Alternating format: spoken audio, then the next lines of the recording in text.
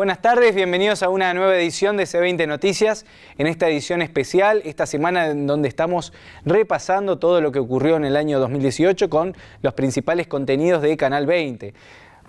Buenas tardes, Clara, ¿cómo te va? ¿Cómo estás compartiendo esta semana? Exactamente, ¿cómo estás, Valentín? Y bueno, obviamente repasando, tal como decías, las noticias más importantes que hemos tratado a lo largo de este año. Y una de las noticias que más hemos estado abordando y que realmente fue una de las noticias del año verdaderamente en todo el país, ha tenido que ver con el reclamo, la lucha por el aborto legal, seguro y gratuito, tema que por fin, a pesar de muchos años que se fue presentando el proyecto de ley, nunca fue tratado en el Congreso. Este año finalmente se trató, que obtuvo media sanción en diputados, no llegó a pasar la instancia de senadores, pero verdaderamente fue uno de los hechos políticos más importantes de este año y que realmente ha llegado el debate a muchísimos espacios de la sociedad, tanto los medios de comunicación como obviamente también dentro de las universidades. Ahora vamos a compartir un informe de lo que fue este tema y de lo que fueron también algunas imágenes de la vigilia en el Congreso durante el 13 de junio.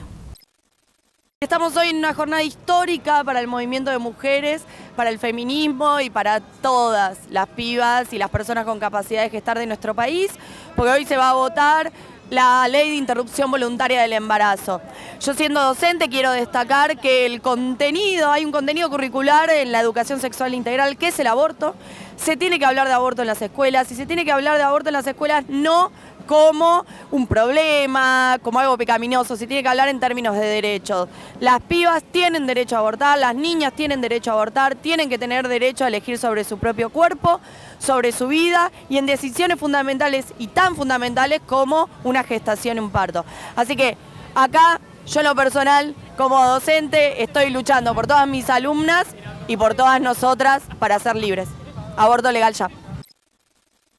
A lo largo del año hemos hecho un seguimiento de C20 Noticias de las diferentes situaciones que atravesaron los docentes entrerrianos, tanto situaciones que tienen que ver con lo salarial, con reclamos sindicales, como así también reivindicaciones y pedidos de presupuesto para la educación pública. Vamos a compartir un testimonio justamente con el secretario general de ACMER Uruguay, Walter Bacón, que nos hace un resumen sobre lo vivido este año.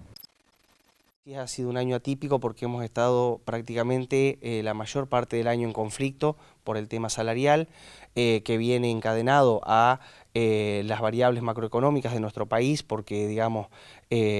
lo que fue este año en los niveles inflacionarios hicieron que ninguna paritaria pueda cerrar por encima de ese nivel inflacionario. Lamentablemente estuvimos en conflicto hasta el mes pasado, y en ese sentido, digamos, ha sido un año atípico porque hemos tenido que discutir con la patronal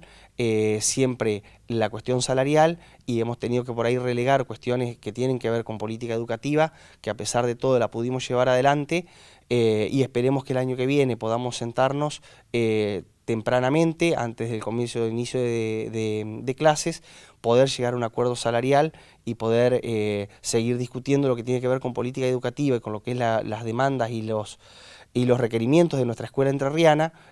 más tiempo que este. Lamentablemente, como vos decís, se nos ha escapado algunas cosas, pero igualmente hemos podido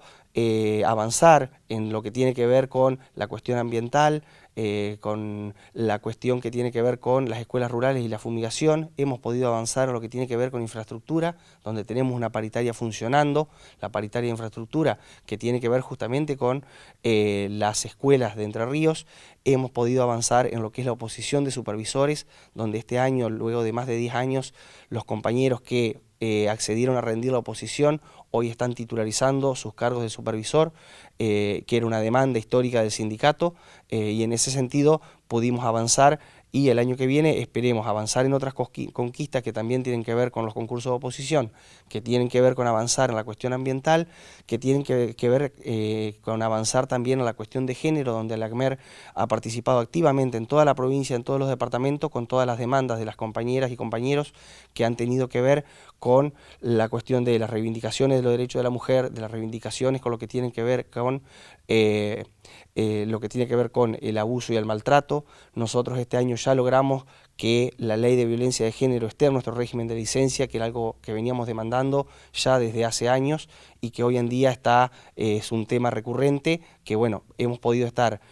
participando activamente como sindicato y apoyando a todos los movimientos de las mujeres que se han llevado adelante este año. Y bueno, ese es el balance donde el año que viene seguramente estos mismos temas van a estar de vuelta en discusión, y la lucha seguramente pasará por más derechos en lo que tiene que ver con la cuestión feminista, con más derechos en lo que tiene que ver con la cuestión ambiental y nuestras escuelas, y por supuesto lo salarial al principio de año, que siempre es la discusión principal. Hace unos días, cuando se conmemoró el 10 de diciembre, el Día Internacional